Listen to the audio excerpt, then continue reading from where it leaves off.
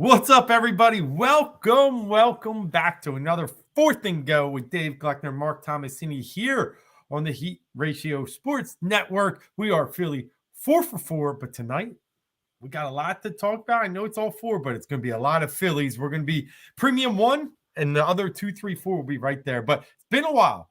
We haven't talked in a little over a month. Both Mark and I went down to spring training on separate trips. We'll be talking about that for sure. We'll be getting you ready for the MLB season. Phillies rained out today, so season opener tomorrow. Eagles making some big moves since we've been going. Flyers holding on to the playoff spot. Sixers, we'll get into that. But Mark, good to see you again, bud. What up? We're both rocking tans. We're both back from the Florida sun. You more recently than me. It's been a while since we talked. I feel like the world has turned 3,000 times since we left because of everything that's going on. Like you said, Phillies. I mean, the Eagles moves out the wazoo. Phillies about to start. Sixers, it was rough last night.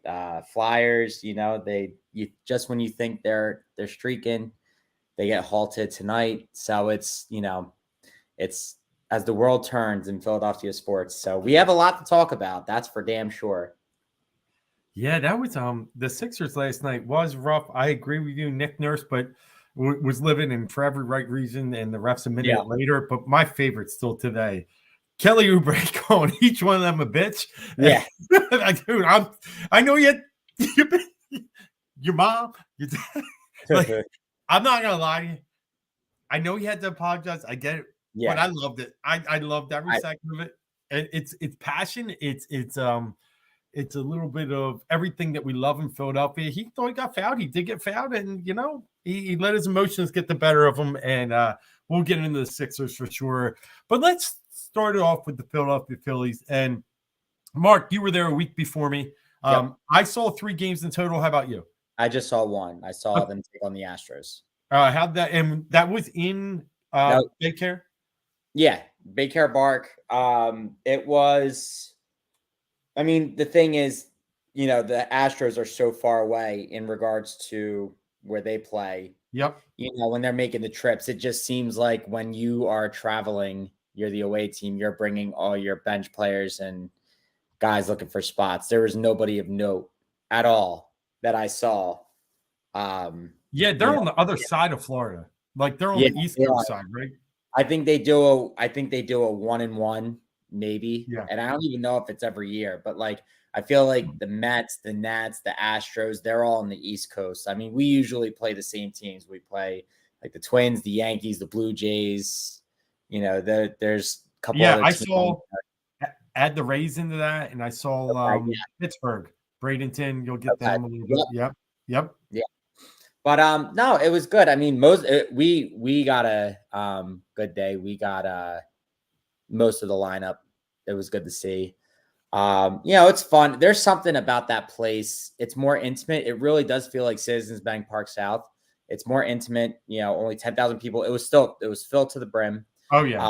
You couldn't see the grass out in the outfield because everyone was out there. It was a very hot day, but you're so close to everybody and everything. And it's like they have the surf sides there. They have Mac and Mancos or Manco and Mancos and all that. And it's just so cool to have it. It's quite an experience. And we sat first base side closer to the outfield, and you could just get a ball so easily. I didn't, but it's just the atmosphere there. It's just nice to see. It was just fun. It was just fun. More the experience than anything, because after the third inning, it doesn't really, you don't have much going on. Honestly, I think one of the more intriguing things to watch was just Dave Dahl or whatever. But there wasn't really, for that game, there was nothing crazy, but I got to see Stott homer. That was good. JT was ripping the ball all day. I think he had 3 hits and 3 at-bats. That was good. We got to see most of the batting order get 3 at-bats. So it was good. It was fun. Yeah. It was exciting. But it's more just the atmosphere, and it's more of an experience than an actual game. Yeah, I can say this. Yeah, same with you. So I sat 3 different spots, 3 different games, down the first baseline, 100 level, the first game. Just past first base, great scenery. Second game out in the lawn, which was great. I mean, we're there early enough, an hour early, where we secured seats. Pache threw us a ball. We got a couple others from the bullpen. Came in with like 3 or 4. It was great, but I mean, not me, the kids. They look out for him all day long. It's so much fun. And then the third game, I sat 200 level in the first base side, which is cool because you're in the shade the whole time. But then we moved to the lawn late in the game, and like you said, you summed it up pretty well. But it's the atmosphere, it's not the game. Who cares? One of them ended in a tie. My kids are like, tie. I was like, yeah, I warned you. And and I think they say it in the 7th inning, and then but we got done. And, each game we stayed late, but the one game we're there at the very end. Bands coming on at Frenchie's in the outfield. It doesn't. Beers still being sold. Right. Crushes are still being sold. It doesn't end in the 9th inning. I don't know when they kick you out because I didn't stay that long, but it's an experience. It's not like Citizens Bank Park games over. Get out, go home. Right. They're still hanging out, having a good time, and that's what it is. It's Florida. It's the sun. It's the spring. It's baseball. You're there for the sounds. Yes. A lot of it. You're there for the innocence of the game. So it's just really cool. Got close with Henry Davis, the catcher, threw us the ball from Pittsburgh. Yeah, it just you can do whatever you want. Yeah, it's awesome. Yep. I've been down there a few times, but it's been a little while. It's been about 13 years since I was down. Okay. Yeah, that was my first time ever. So it was, kind of a bucket list type of moment for me because it's something I've never done before. And I've always been like, I got to get this spring training at some point. And I'm able to say I did that. Yep. It was like going to back, which you can't do anymore, like going to Lehigh to go see. Yes. It's similar. The Eagles were up at Lehigh. But I mean, this is different though, because it's a vacation and the Phillies. But like, it's one of those things like to just go see the players practice up close.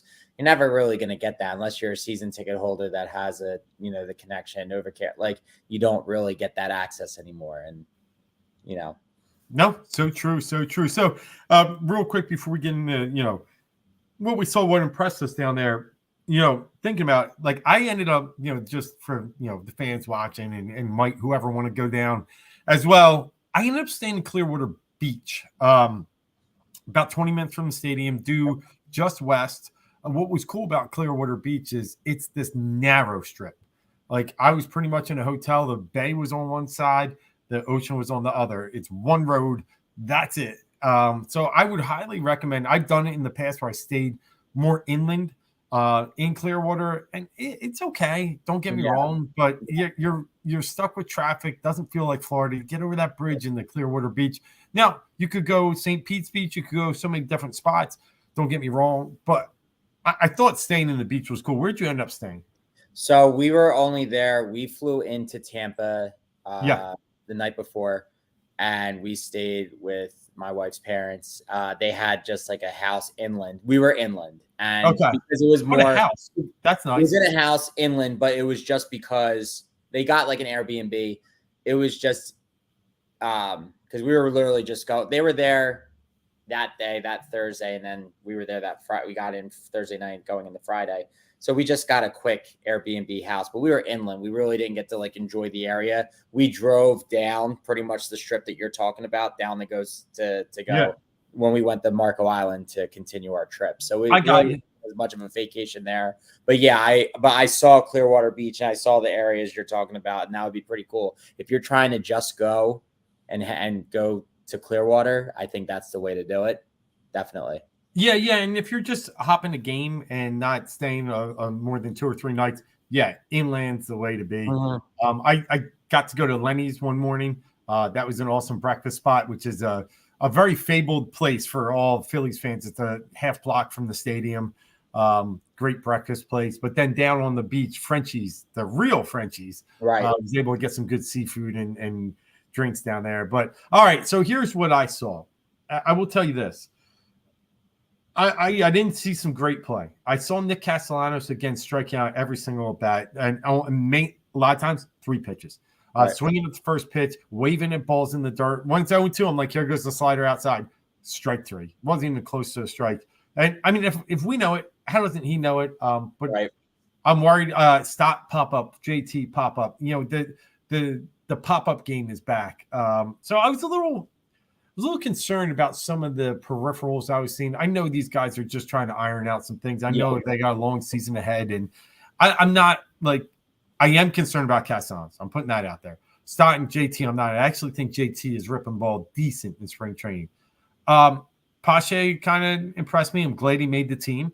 I'm glad they moved on from Jake Cave and said, I don't really need a lefty-handed bat. I can live with these two righties because Pache didn't have an option. So if you didn't keep him, he had to be cut or put on waivers. And that was Jake Cave, same thing. And it's like the only other thing that would have been reasonable is you send Rojas down, which I wouldn't have been 100% mad about because I wouldn't have been needs the at-bats. His defense, we already know what his defense is, and we know that he's going to make up for what he lacks at the bat out in the outfield. 100% get it.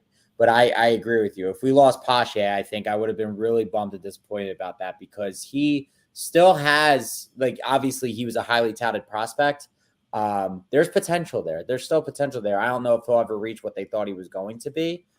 But, I mean, he's a good player, and he balls out for you. And that's somebody – Jake Cave is like, look, he's had a couple hero-type moments just with, catches at the left field wall and a homer here and there. But to have that lefty bat not really doing anything for me. I think they have much better value with keeping Pache over Jake Cave, and that's what I was afraid of that they were going to do. But I'm glad that they. No, I totally agree, and I was nervous because I thought Pache was doing well. I'm like, this is the only move I see them doing. Are they really going to get rid of their caveman? And they did, and that's God, he's going to the worst team in baseball, but he'll figure it out, and he's playing baseball, so he's lucky. But with Pache, here's the thing. What I liked about, and I'll say Rojas first, because they've committed to starting him, like you said, he needs more bats. I'm good with him staying up because, if you start to feel it out that he's still lost, move him down, got Pache. Right. Like, that's what I like. I mean, I think Pache is the insurance to Rojas if he struggles early. Yeah. And that works for me. The infield, I thought was locked. A lot of people were curious if Sosa would still make the team. I'm still okay with Sosa. I know he's a little free swinger, but good there. Merrifield, obviously, is going to make it. Castro, you had an option, so you could send him down. So there were no real surprises for me. What's a little concerning in the last piece I'll say is I'm still not – this Taiwan Walker experiment you might just have to eat this money and just call it a day. He looked horrific in spring, and now they've said he's got arm fatigue. Arm fatigue in fucking March? Yeah. Bro, he couldn't break a pane of glass last year. That's why he didn't start a game in the postseason. Got mad about it, comes back and gets ripped up in spring training. I'm very nervous. He's got nothing in that tank. Yeah, I was so excited too when we signed him, and I was like, I know, solidifies our rotation, and it's solid number 4. Like that's what I thought. Yeah, I mean a perfect number 4. And I mean even when you brought him in, you thought he was going to be 3, but Ranger just stepped up and kept going. So you're like, okay, I can live with Taiwan at 4. Yes, it's $72 million for a 4 starter. Whatever, I'll take it absolutely. And it stops us from now. I'm not sad about it, but I mean, it would have been nice. It's because of the money that we have in him, we couldn't go get Jordan Montgomery or Blake Snell. So, we could have. We could. Yeah. Well, all right. We didn't want to go to the 3rd luxury tax level. I think that's part of it. And let's be honest. I think there's going to be better pieces at the trade deadline. And they'll have to spend less money to do it. Right? Correct. I think they'd be willing to shed an asset for a better arm at the trade deadline. Yeah. Snell, I'm not in love with. I said it all along. Montgomery, I would have been, but look, he ended up with a 1-year deal. I would have fell in love with that if I could have got 1 year. I would have. But I wasn't signing him for 3. He's 32, 33. Yeah. Not after what we did with Nola. Can't. Right. I agree. So, I mean, it's not the end of the world. I think they'll be okay. They're going to have to work their way through it. But, it looks like we're right now. I mean, it would be nice if this is a steal, but Turnbull, if he can pan out, I mean, we got to hope for him to be our 5th starter. Lock in Sanchez at 4 and just see what happens. Yeah. Now, any other observations? Those were like kind of mine. Actually, Cody Clemens was on fire when I was down there, and I'm happy for the kid. Roger Clemens was actually in town because they had the Valspar golf tournament right around the corner. He was playing some pro-ams. Got to see his kid hit 2 homers that week. I I'm glad he saw it an option. I think he could be a bat you bring up. You got 25 now. You're gonna need 35, 40. So Cody was one that kind of stuck, and he was hitting the ball hard. I was, they got to find a spot for him at some point if they get some injuries to the outfield. Right. I mean, that's the thing.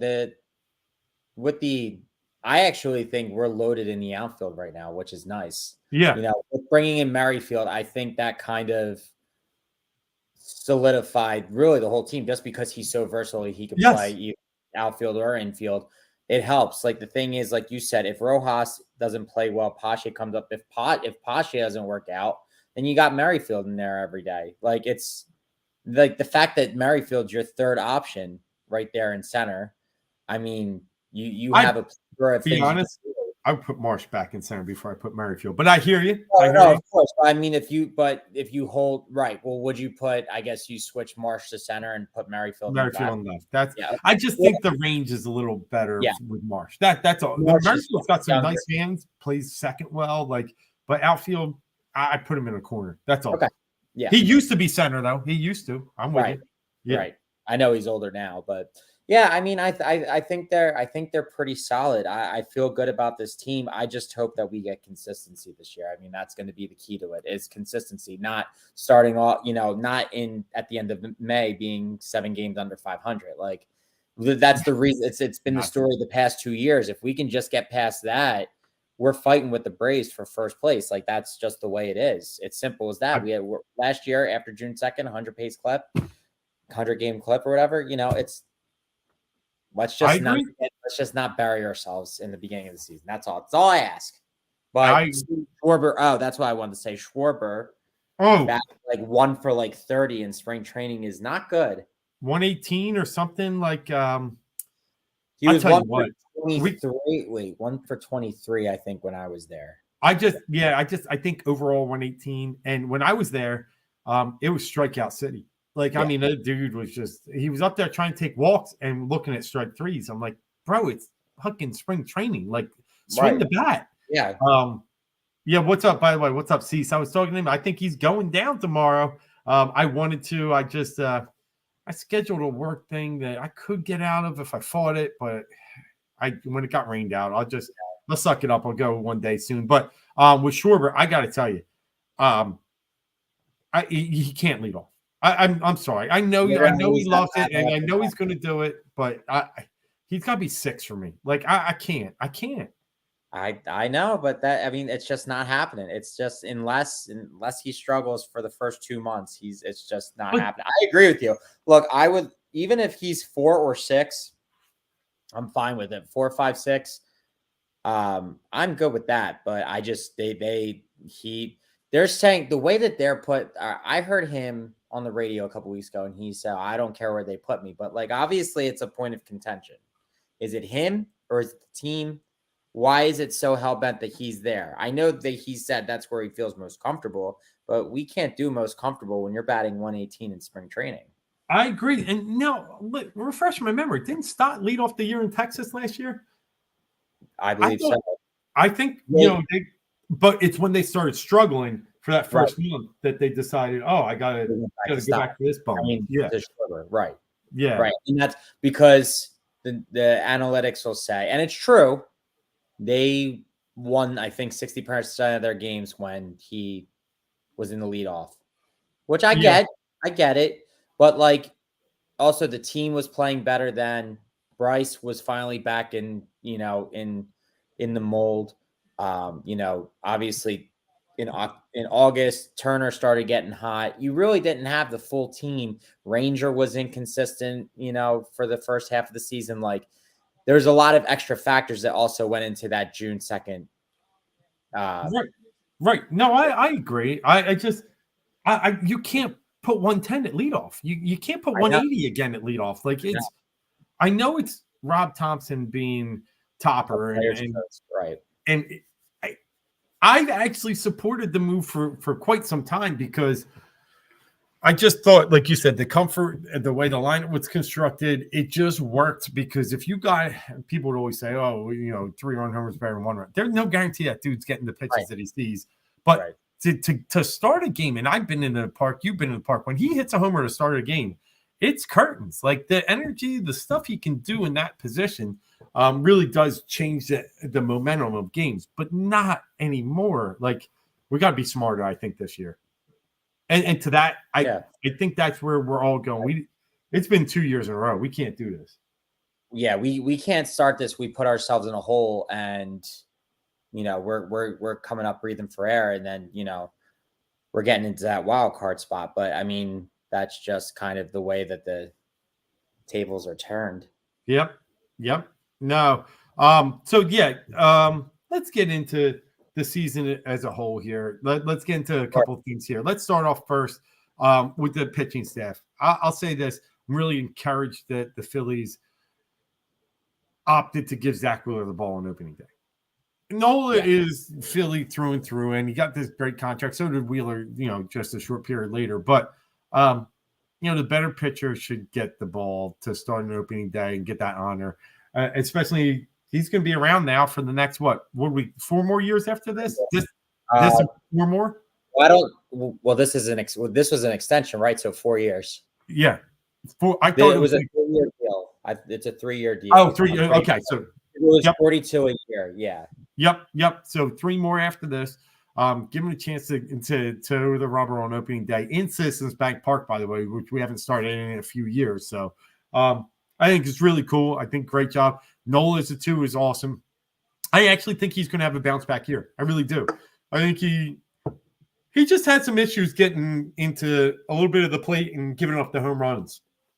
But the K's are still there, and the workhorse mentality. Ranger looked great. Suarez is solid.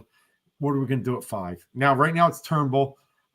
I think there's a decent shot we could see a Bell even at some point. He only got I think 2 1/3 or 3 innings down there. But I think there's a chance you might see something like that. Yeah, they sent a Bell down the minors pretty early, a couple weeks ago. Yeah, but just to start tweaking, I think he's a name we got to keep an eye on. But all in all, I'm going to give the starters last year we finished with the best WAR in baseball for a pitching staff. I'm going to give the Phillies A-, B+. Yeah, I'll go A- for starters. Who cares if I'm worried about the 5th starter? Top 3 to 4 are really good. Right. I mean, the good thing is the optimism going into the season.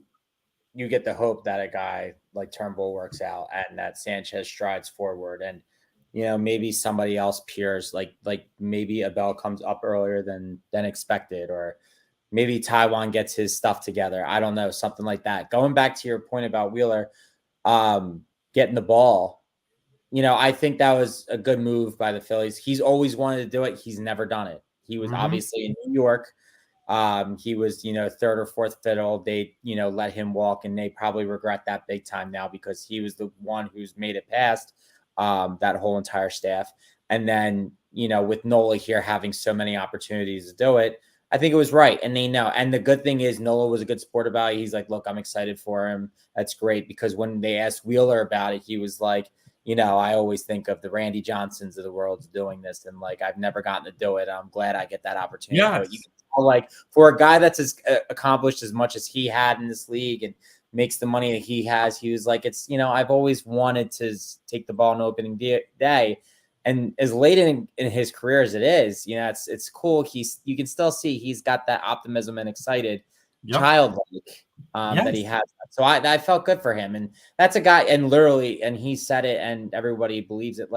Wheeler is a guy, the money doesn't change him. He's just a guy who likes to pitch. He's just a baseball player, and he's getting rewarded finally because the deal that we signed him to a couple years ago was a steal for the production that he gave us. He overperformed.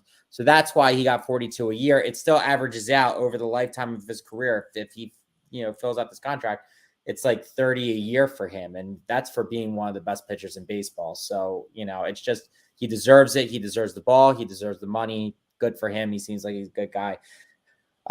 Good head on his shoulders. And I feel good about the rotation, but I'm going to give a B+. Okay.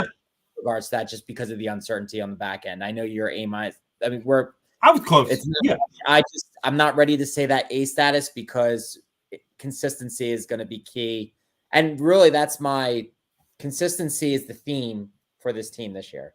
Well, if they're consistent, that B plus turns into an A, that B turns into a B plus, like so on and so forth. So starting fast will show me if they have consistency or not. So Ranger didn't start the year last year. He had like some quad or lower leg injury, lower body, whatever. And then Sanchez. So him and Sanchez are my key to giving the same mice. Them being healthy, coming in, looking this good. If they are what we project them to be, this is an A, even an A staff possibly. Like I said, if I'm worried about the fifth starter, I'm okay because I'm getting 80% of really good arms. So let's go bullpen. Fangraphs, a lot of other websites have projected the Phillies as the number one bullpen.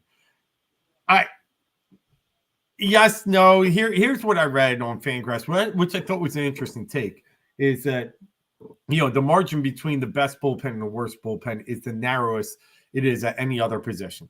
A right field is actually the largest gap that people have of between WAR and some other projections of where the Yankees and the Braves with Acuna over the worst right fielder. It's just massive.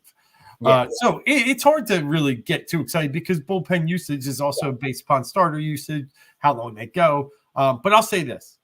I am excited.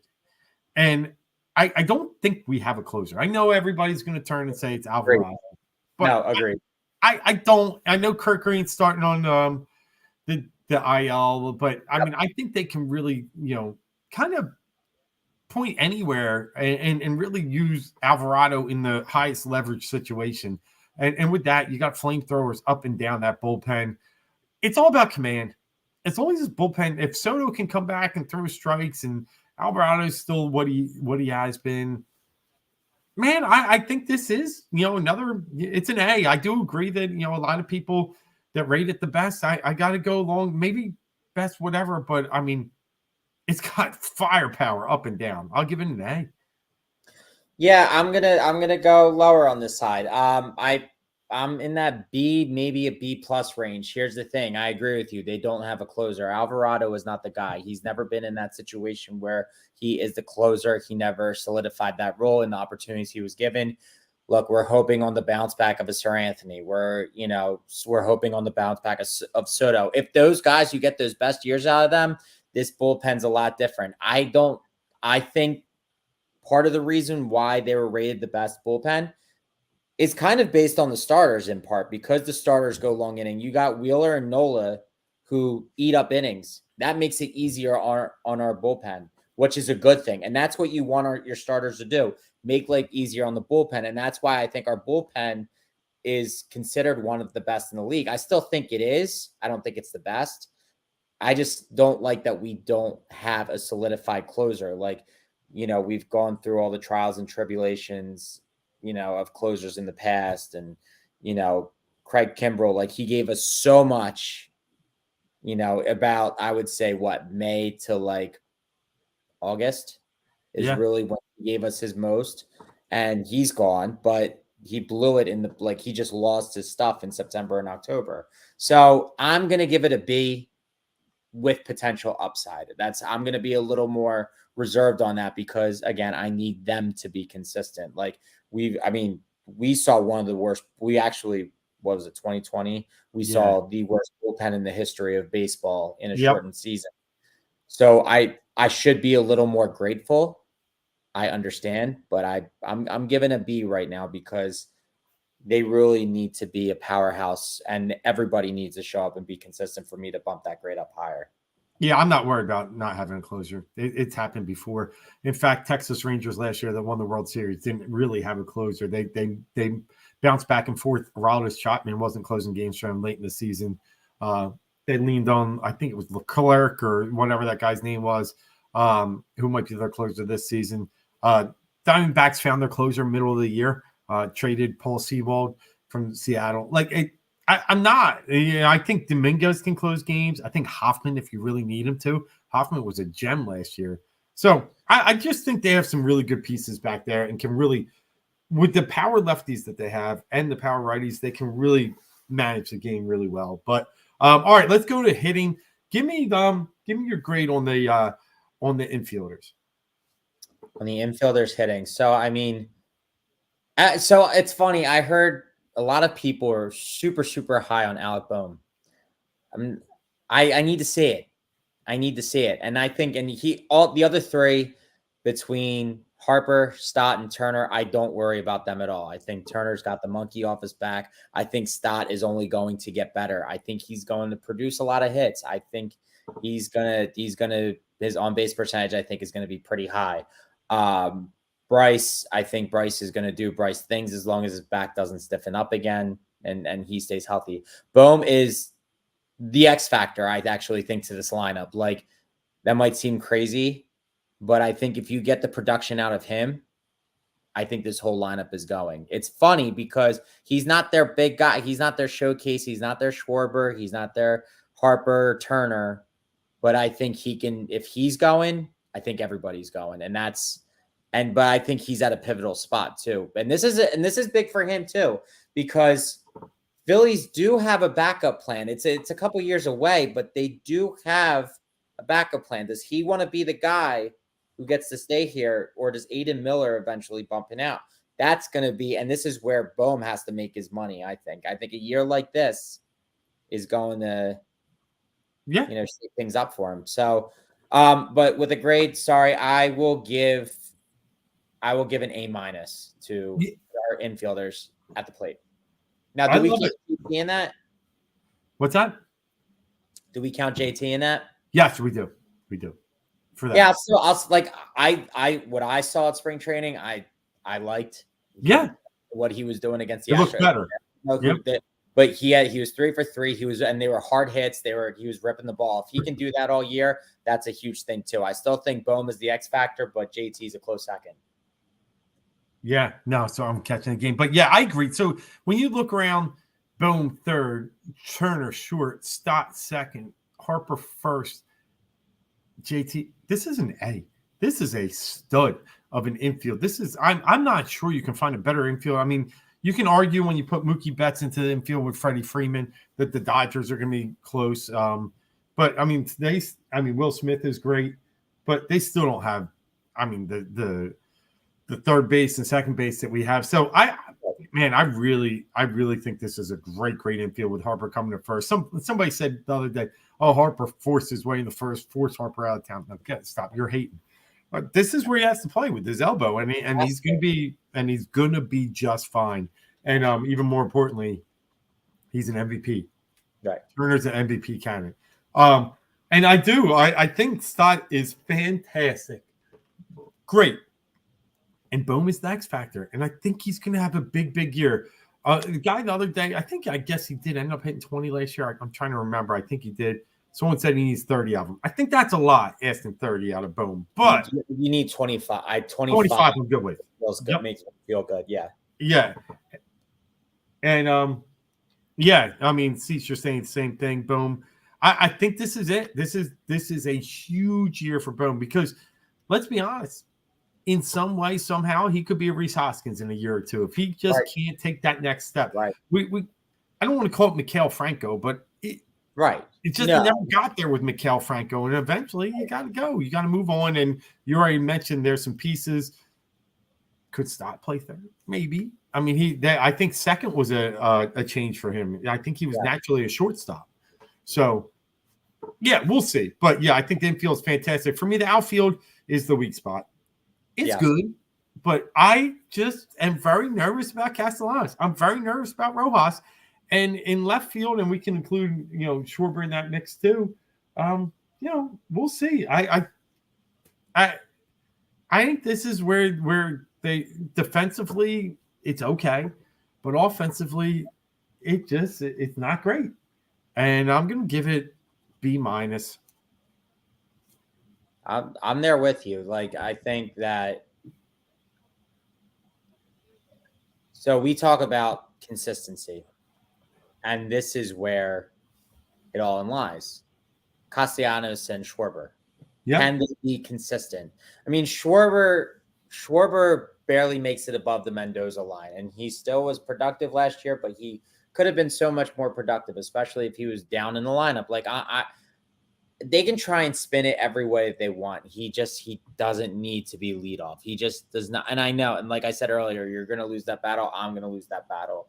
Everybody's going to try and put the stats in the way that you want to see it, but it just doesn't make sense. And I'm not worried about if he's comfortable or not. I'm not either. Unless he's batting 0 because he's not in the leadoff spot. That's the only way. If he's still batting 118 at first, or if he's 118 at 6, it's still the same thing.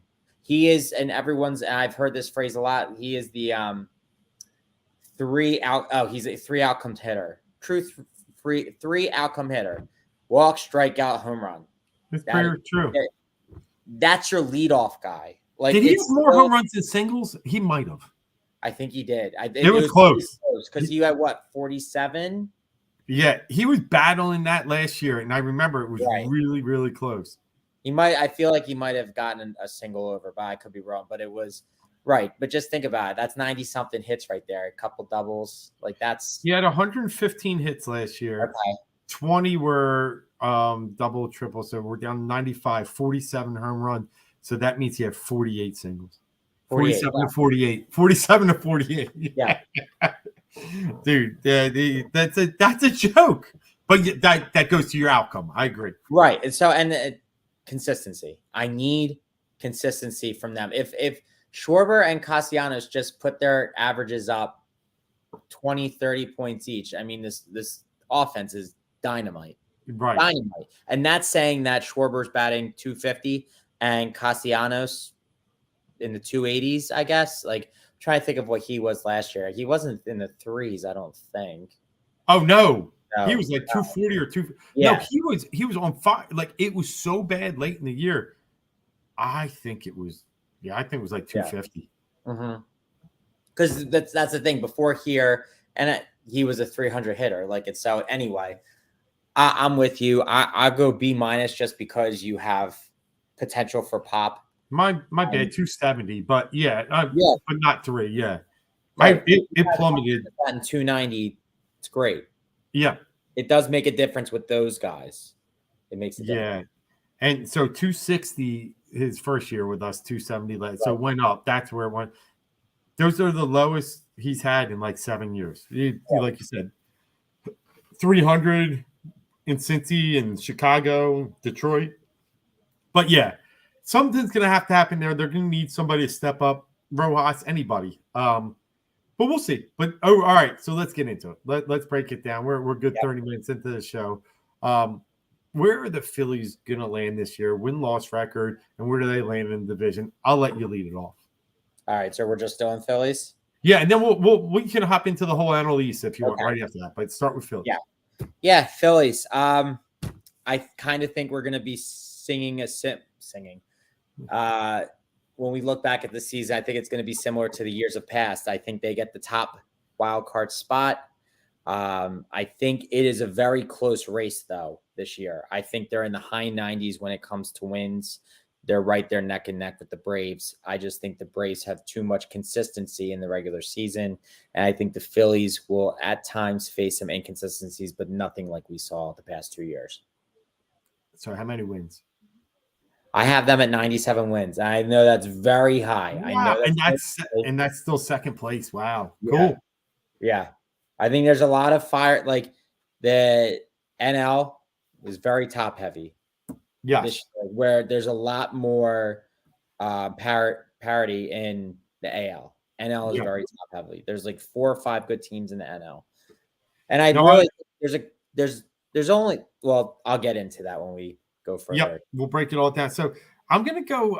I think the Phillies, I mean, we're in the years past, they've been solid, but not like we said, they've been stuck in neutral at times. Last year, they got 90. I think the year before was 89 or 88. Yeah. I do think they're going to get out there a little fast. At first, I was like, oh, man, I'm worried about this team watching certain things that I see. But then I start to like really realize the NL Central is just trash. Right. Let's just be honest. If someone comes out there with 85 wins, they win it. Cardinals are terrible.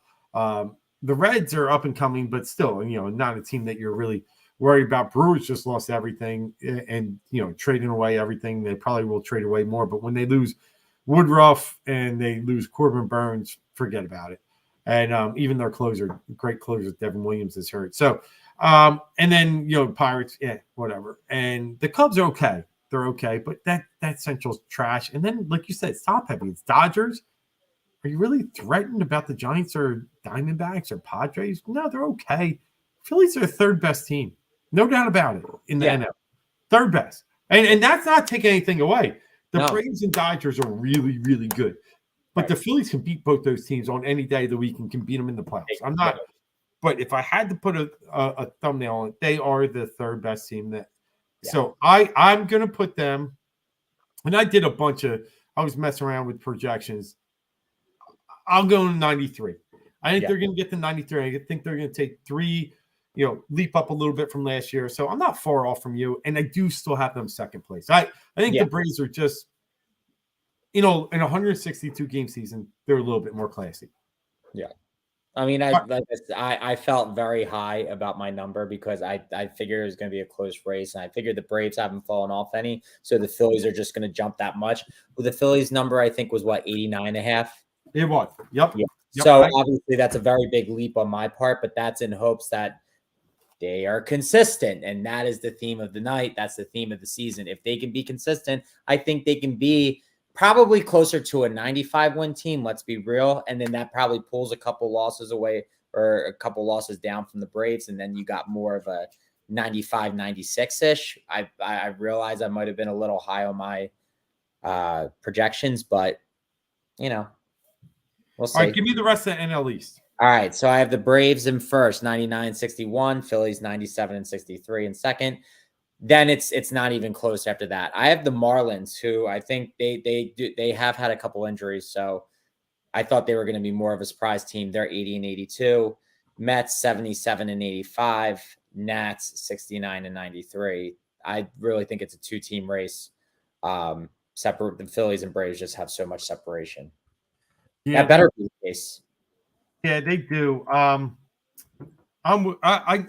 So what was Miami? What'd you have them at? Third. Oh, 80-82. 80. Okay. And then NYM. I heard Washington was 65, you said? 69. 69. Okay. And Mets were? 77. 77. All right, cool. So I'm going to go Atlanta 101. I'm going to say they're close. I mean, their win total is right at 101.5. I think they're going to land right around that. And then I'm going to move down. I'm going to give the Mets third place. I already said the Phillies at 93. Mets 82. I think they can just get right above. They're old. They're not a great roster, but they have solid players like Alonso and Lindor, and they're not playing with this weight on their shoulders. I think they'll be a little better and they'll be scrappy, and that's when the Mets are tough. I'm going to go Marlins in fourth place here with 78.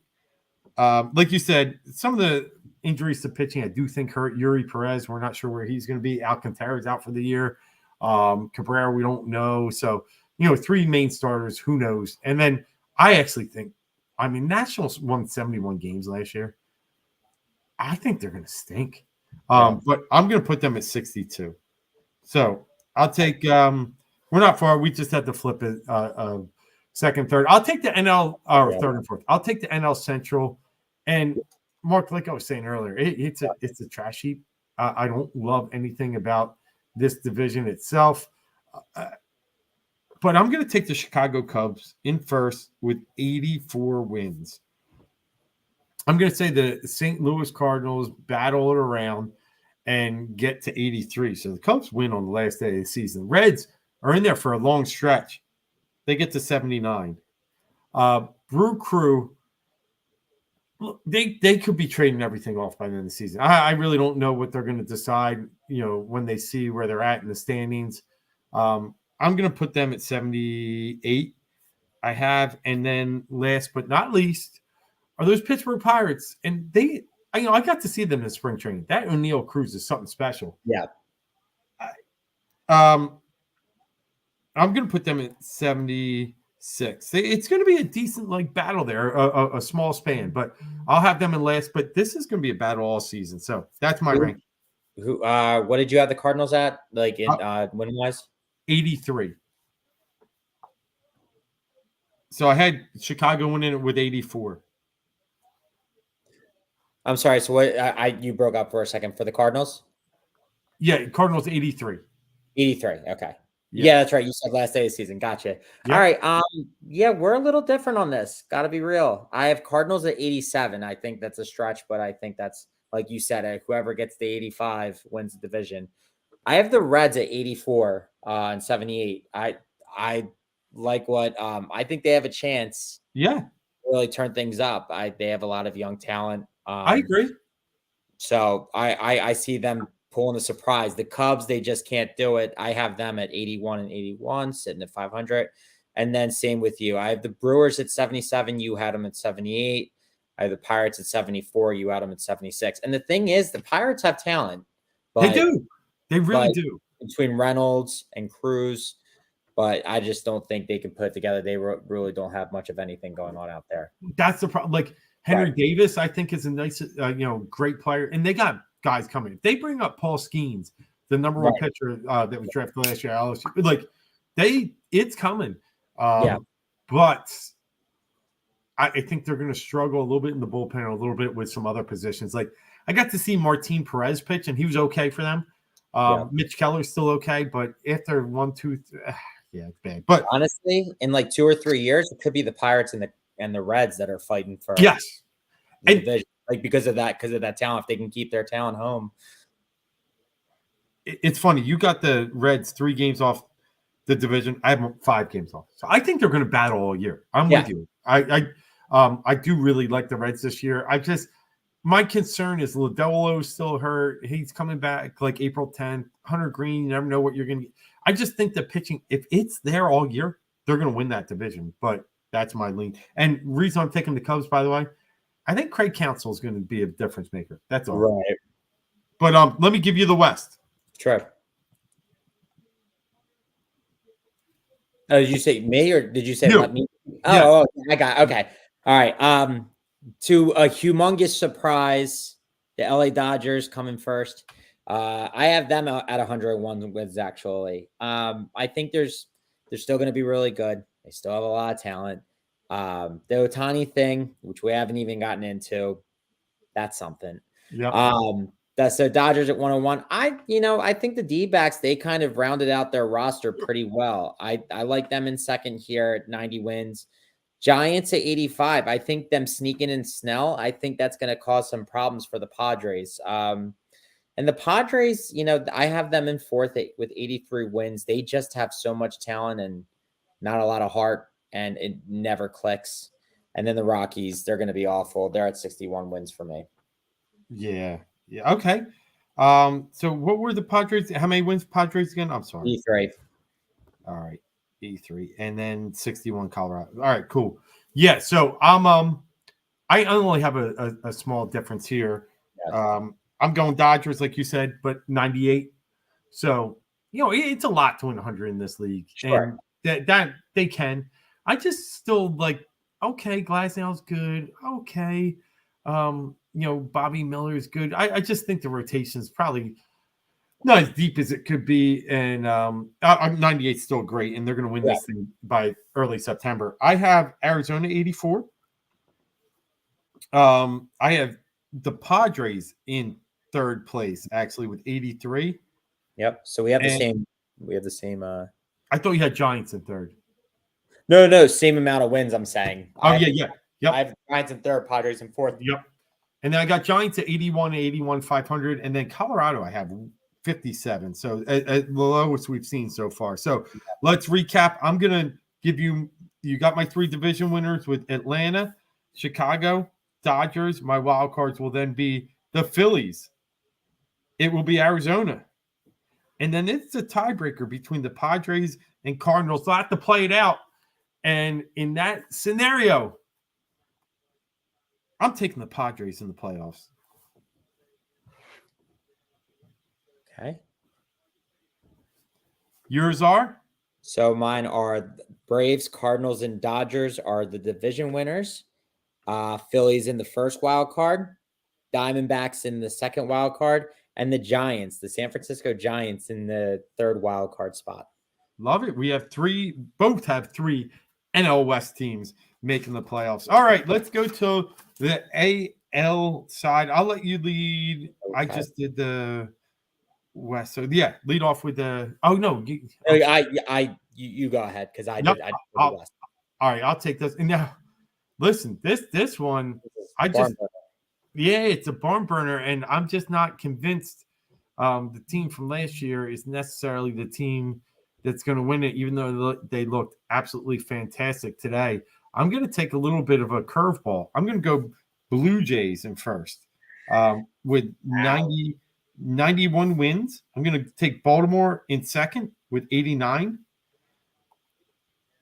I'm going to go with the Rays in third with 85.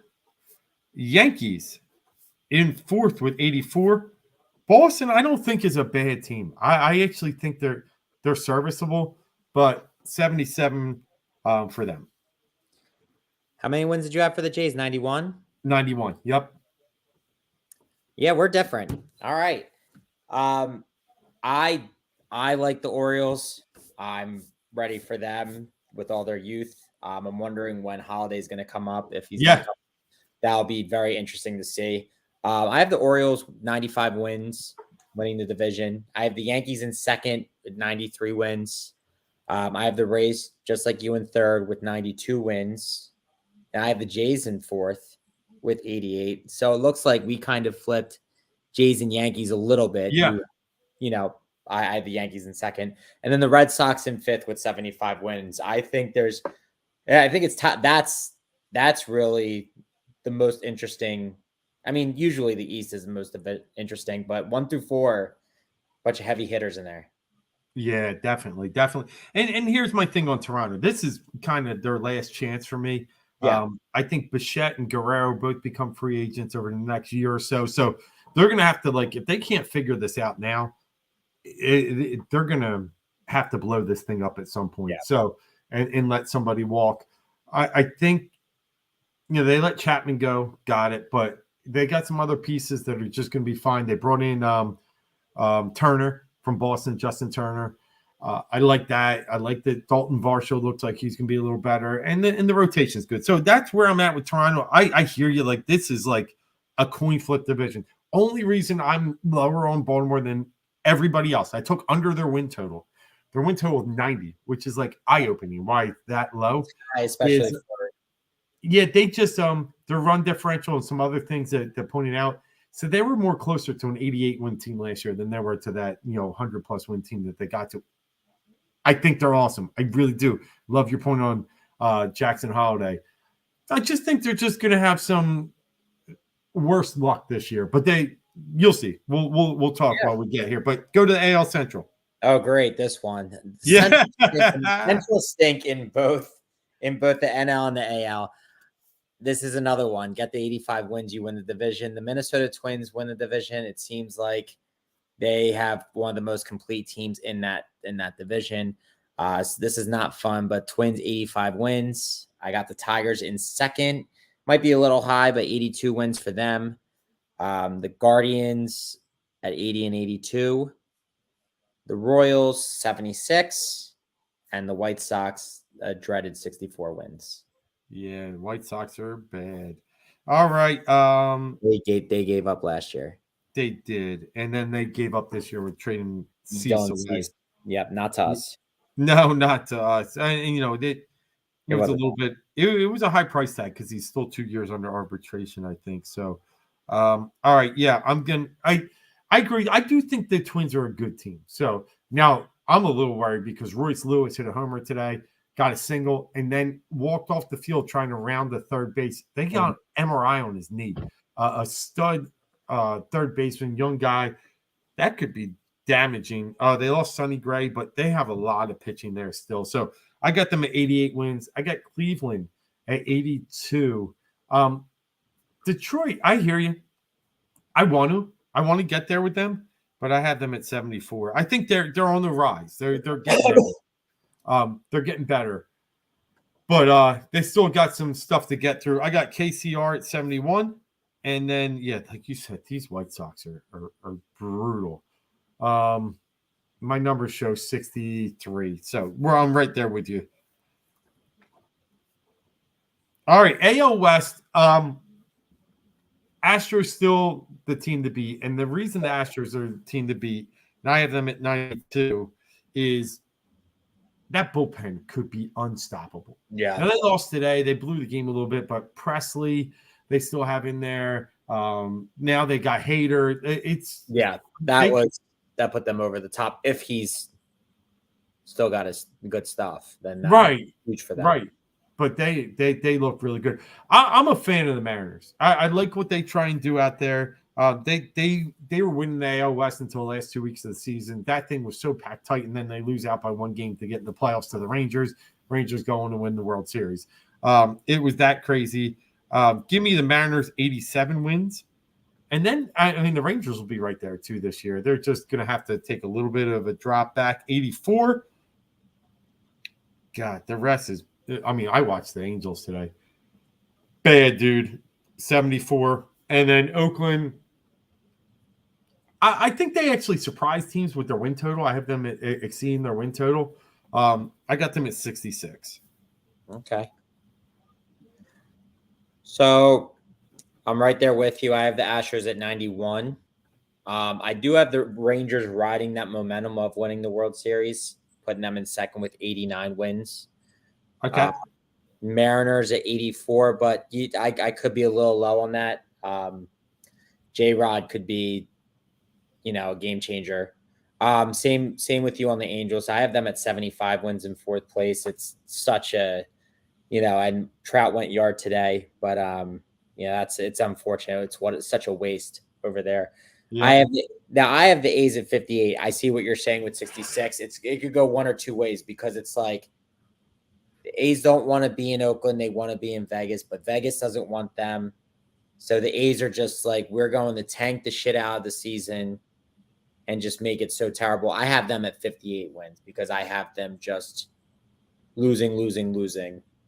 But we'll see. Hey, you'll my biggest preseason bet for win total was A's over their total. 57.5 is their number. It's, like I said, 66. Right. So I don't know why you got them over, so I'm still happy with you. So yeah. We're good. All right. So that lines it up. I don't have anything, nobody really wins a ton of games in the AL this year for me.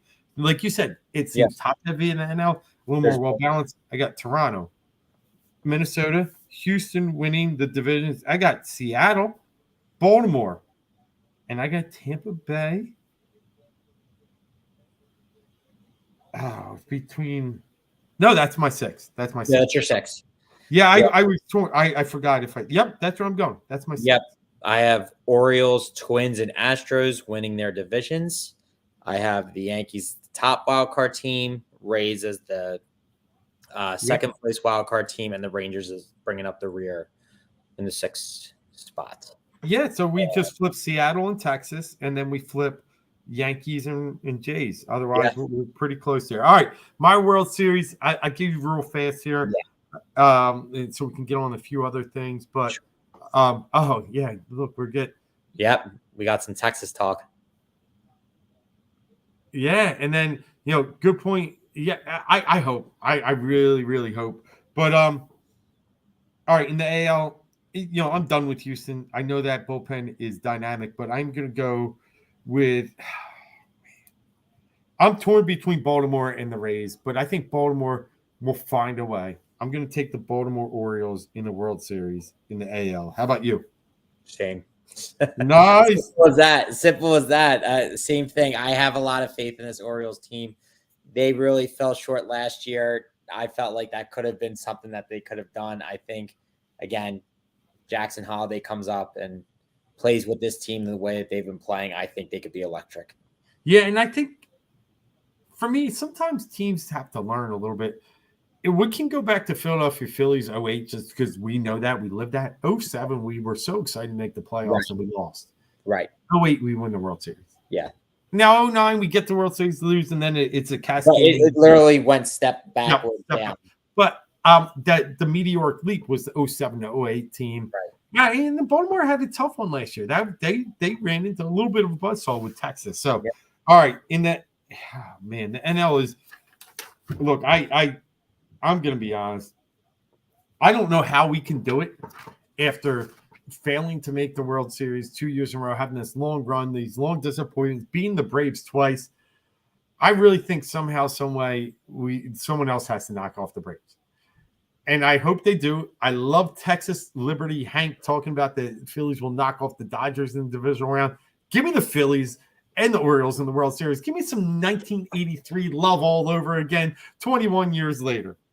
There's something wrong with us. I mean, it's kind of par for the course, but this is just how we do it. And I look, I have the Phillies too. I have the Phillies, Orioles. We have the same thing. We've done this before, and it's not, and like we have even a hard time getting the AL or the AFC team to be different.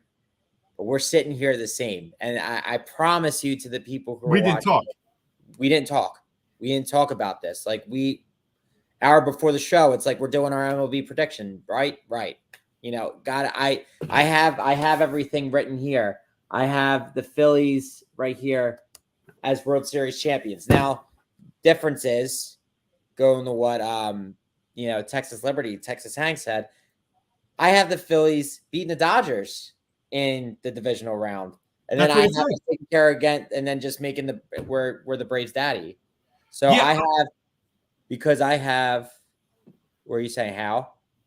No, I like that point because I even think someone else has to knock off the Braves. But now I think about it, if we can just get the Braves in a 7-game tangle, right. I love it.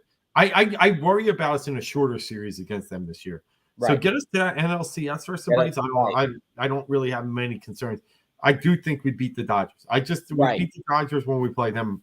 Well, we just have it a little different though because you have the Braves as the best team in the NL. I have the Dodgers as the best team in the NL, so that's why it lines up. For us, there's probably another way that it lines up on that end, but yeah, I do. But so best wild card would end up playing. Yeah, it doesn't get reseeded, does it? No. Yeah. So I looked at last year's and saw how it played out, and so being that because I'm trying to think. Yeah, I can beat the Braves. That's where I'm at. You're right. Yeah. Yep. And then for Baltimore, like. I kind of like having them have to play in the wild card round and get a little victory under their belt and get on a run. And we've seen it the past 3-4 years. A wild card team makes the World Series. And right. I'm picking 2. And I was listening to the radio today, and this one guy on there, we could talk about Jack Fritz. He's saying like, I don't want them to win the division. It's like I don't want them to be focused on winning the division. And it's like, I know that's ridiculous. It really is. And I agree that it's ridiculous to say that. And players have come out, the Phillies have come out and said, we want to win the division. We want to take the Braves down, not only in the playoffs. Look, we've gotten the better of them when it counts the most. So you can't be upset about that. But is it true? Like the way that they've changed the playoff structure, is it really a disadvantage to have a bye? Like, is it really that much of a disadvantage to have a bye? 3 teams have made the World Series who were wild cards. It's insane. Like, is there truth to that? That's it drives me mad because it's like, what happens if we do win the division? Are we going to get smoked by the Braves? We didn't smoke them, or is that what's going to happen to Maz? I don't know, but I don't think that. I think if the Phillies win the division, I think they're full steam ahead. If they're consistent, as I've been saying. But I think that's they can win this division if they're consistent. Like the Braves are talented beyond all means, but I think the Phillies have more camaraderie and the Phillies are almost just as talented. Yeah, I'd rather, like you said, almost them playing this first wild card spot's a nice spot. Like for me, I'll take them all day. I got them against the Padres. I'll take it. All right. San Diego coming here in October. We already saw what that happens. You Darvish, it's all good. You would have them playing right now the Giants. No, I have let me make sure. I have them playing the Diamondbacks. So that's the way that it sets up. I'm sorry, you do. You do. 3-6 and then 4-5. So 4 and 5 are Phillies. No, I have them playing the Diamondbacks too. It would be a hell. I'm sorry. I'm good with that. Let's get that revenge early.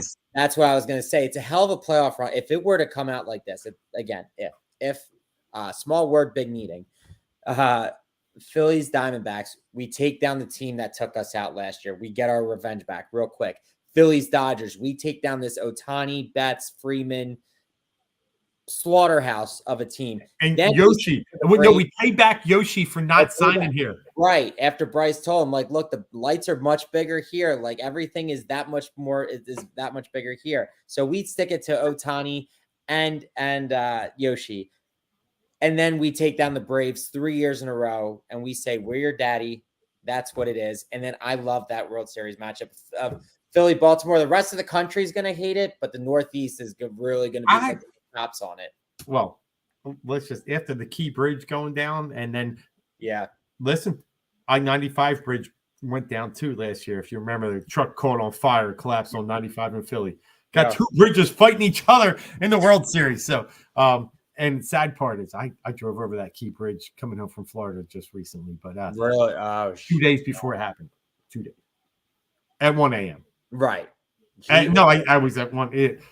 But it was closed though, right? Like it was technically closed. Like there were some. They got lucky. They were able to get there like a minute or two and just stop people from going over. Obviously the workers that were in the middle, they couldn't get. I mean, I don't think they thought it was just going to fall like that, but.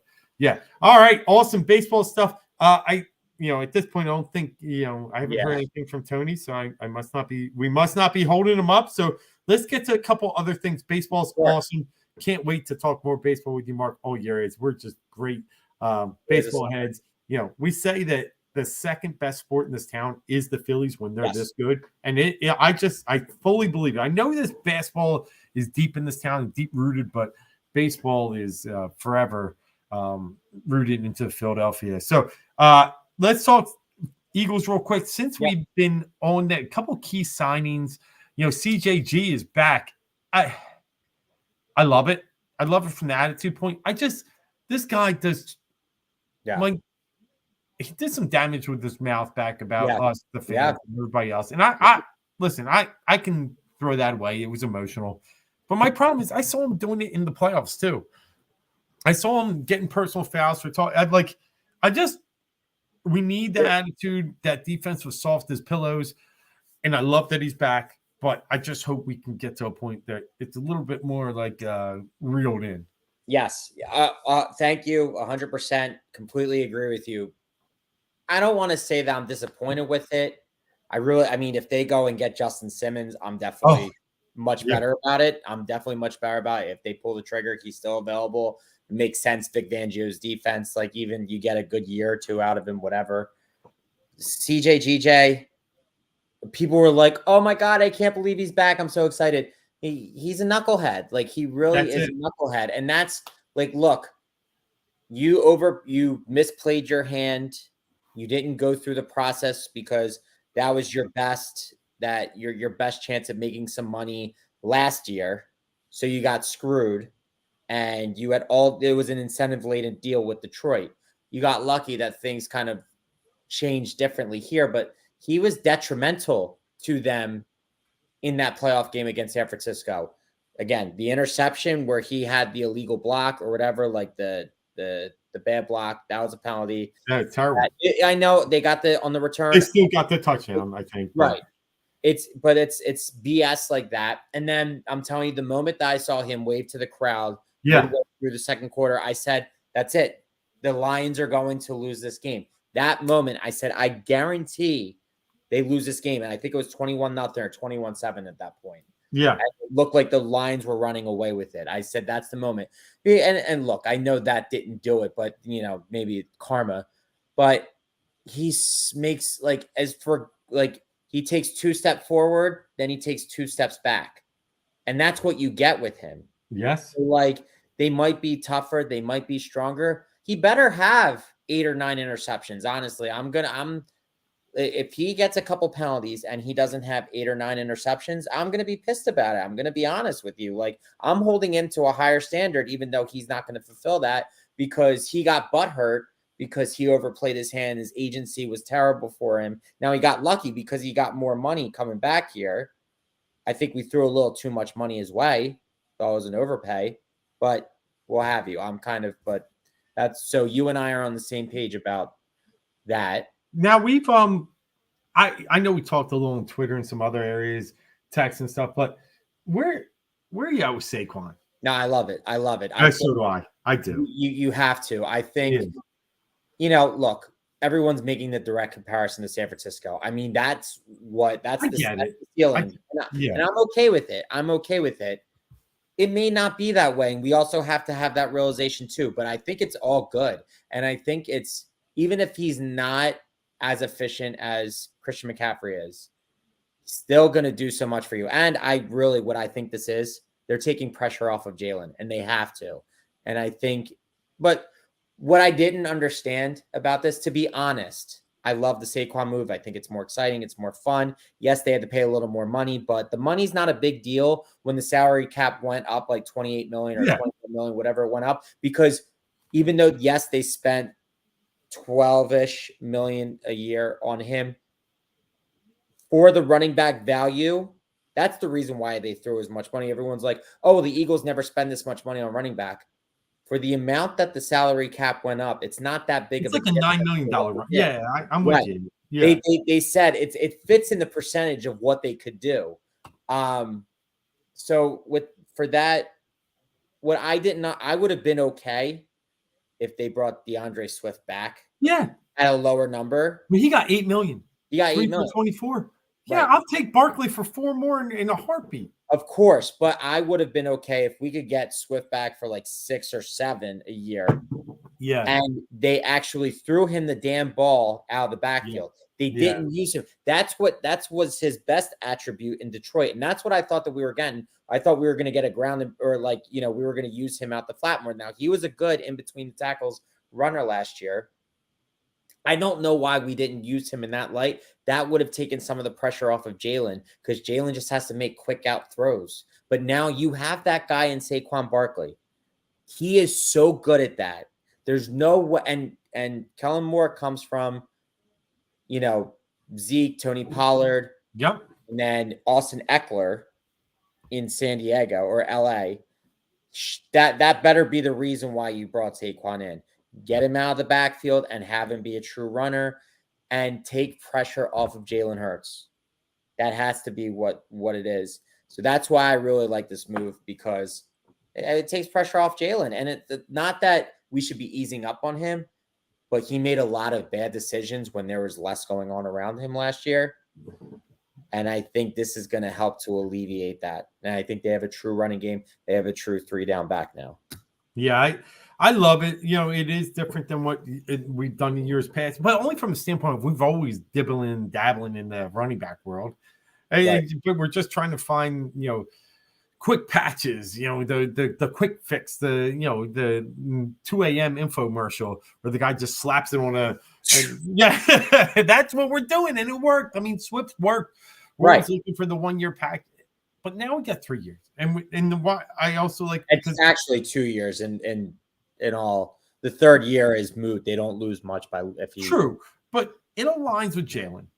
Yeah. No, you got this consistency now. That's what I like. I mean, we have a lot of in and out, a lot of moving parts, and I just got this consistency. So not only is he top 3 running back in the league and going to be great for them, you're able to align it with your quarterback's contract as well. So I thought it was really good. And then you're going to align it with Devontae Smith because believe me, he's getting signed. So, all right. Yeah. I think that's we had a few other pieces, obviously, that, I've been big. Devin White coming in, I think is an A+ move. Great. I love the Devin White move. A former All-Pro. Things went sour in Tampa Bay.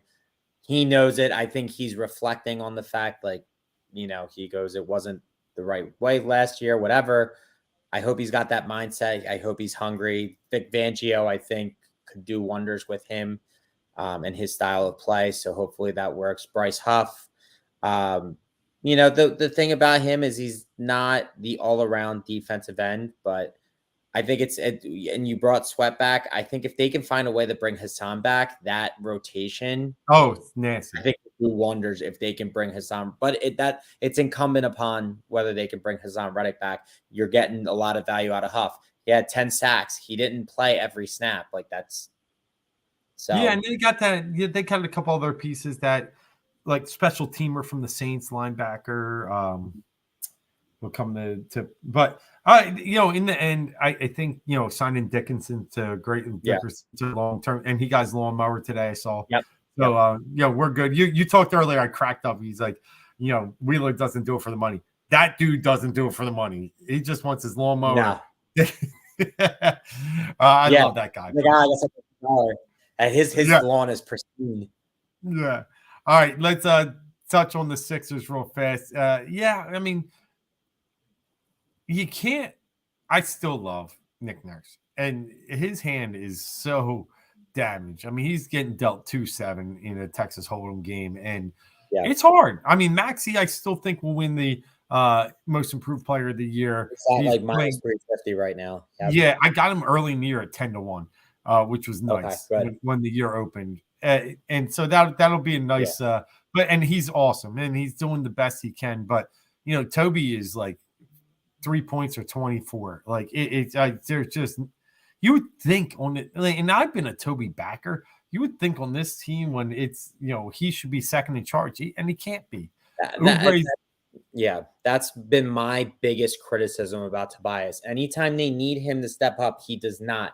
He'll get you 30 points when everybody's kind of hitting. Like once or twice in his career here has he like stepped up when he's really needed to. He'll make a shot here and there. He'll make a clutch shot, a somewhat clutch shot, with 2 minutes left in the fourth quarter, and you need, you're going back and forth in a tight game. But he's not a guy that is like, and look, I know the way that the contracts worked and the way that the money was dealt out. I get it. They kind of were put into a position where they had to do that. And people say you can't base him off of his contract. But at the same time, you got that money. Like, you should be able to be the second guy when Joe's not there. Or even if Maxey's not there, like, you should be the guy who's putting up 25 and 8 and 4 assists or something like that. And he's just not. And that's the reason why he was that's why he was 4 teams before us. Like, the Orlando's, Detroit's, Milwaukee's, whatever. Like Clippers. That's yep. Right. So I'm with you. He's been very, very disappointing. Very. Thank God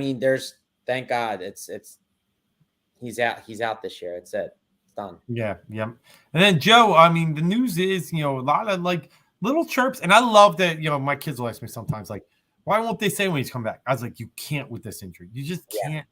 But there's good, like, you can feel the energy. You see him around. You see all this stuff. I mean, what's there, 10 games left, roughly? And I think we're going to see him with 2 or 3, 4 maybe left. I think we're going to see him in the next 2 weeks. People think he's coming back April 2nd. And I'm going to the game April 2nd. That'd be great. It's the Thunder. Yeah, it's national television. Yeah, 7:30 game. Yeah, so it was part of a 3-game pack we bought. So that worked out because the awesome. that Thunder they're a hell of a team and a hell of a story this year. I love the Thunder and what they. I can't believe that it's insane. Like, and they have all the draft capital in the world, and that team is stacked. Yeah, it is. They're going to be something to deal with for a while, especially with SGA, who he will challenge. I have a little bit on him for doing MVP, but he will challenge for MVP. I still think it's, it looks like it's going to be Jokic to lose. And Luka's got maybe an outside shot too, but I think it's Jokic. Yeah. But the Sixers, it's just, now that they're in this tough spot, they're probably going to have to play Miami in that 7-8 game. And if they don't survive that, they're going to play the winner of the 9-10. It's just not a great spot because you start against Boston. Yeah. Yes. If you win that first one, you got to go against Milwaukee. Ooh, maybe, you never know. Right. But I can't take Boston. Yeah. I would take Milwaukee all day. You have a fighter's chance. If Joe's healthy, you have a fighter's chance. And that's the one thing, like, as much as this injury sucked, and I wish he were able to come back like a week sooner, like he would be already playing at this point, they'd be able to get out of that play-in area, but it's too late. so they're probably going to be in that play. Yeah, they're like 2 games behind Indiana now, I think. Yeah, I think it's too much. I mean, they would need to win out, and so anyway, that's not going to happen. But Joel has the chance to be his healthiest if this knee is good. True.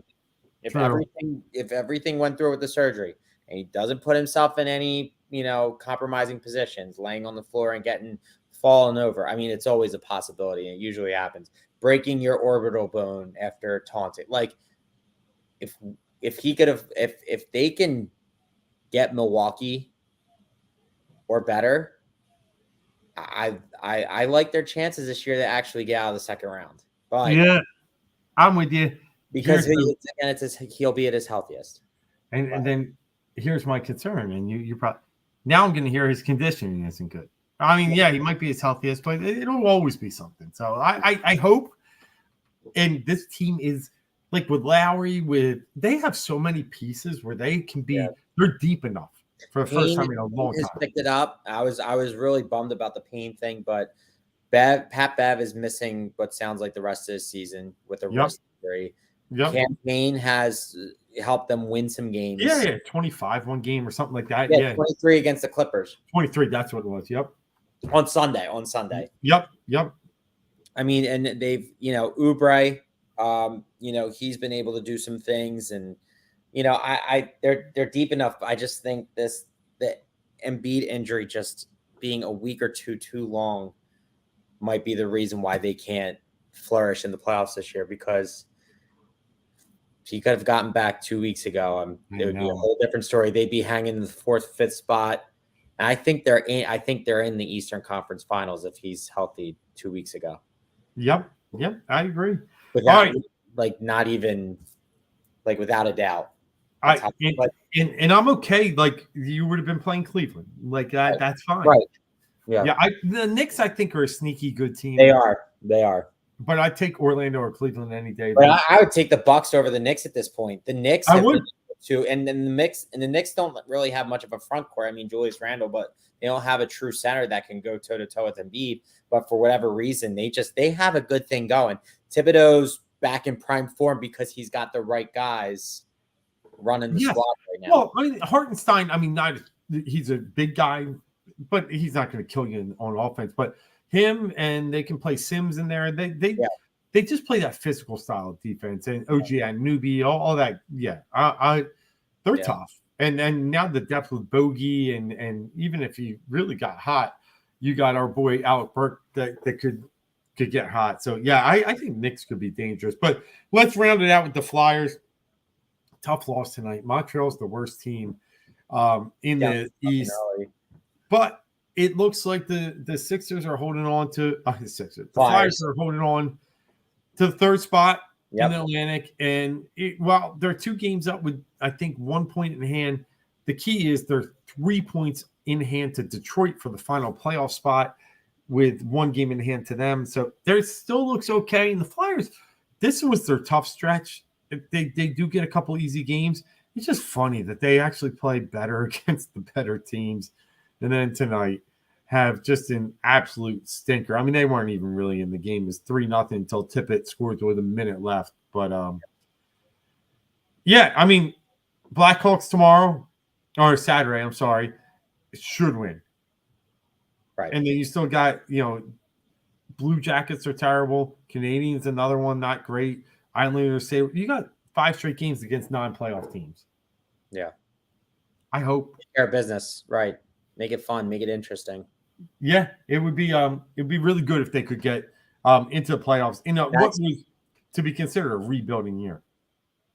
If they can just get that experience with some of these young guys, I think it does wonders. We've talked about that before. Like with the Phillies 2 years ago, we were like, they just get in, even though they weren't a young team. Just get in, see what happens.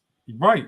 And then obviously now they have a taste for it. They've been to the World Series, they've been to the NLCS, so they've been to almost the highest plateaus. The Eagles, we didn't think they were going to get to the Super Bowl when they did, but playoff and even that loss to Tampa Bay the year before, it was a smack in the face, but they got in, they got to see it, and they weren't ready to be a playoff team that year. They come back stronger. Then this year they have a collapse. Like they know what it takes to get there. So for the Flyers now, they're this team. They're the young team on the rise. Hopefully, they're rebuilding. It's a process, but if they can get that playoff experience, it does wonders. Does wonders for an organization. It really does. In a while, so. Well, hopefully we're talking some spring, summer hockey here coming up. But with that, I mean, we've hit about hour 20 mark. We got to wrap this thing up. It's been great. I knew we were going to go long. I knew we had a lot to talk about. I knew it was a great time getting back with you, talking about all the good things we saw in Florida. But not only that, the great sports that are happening right now in Philly with 4 things.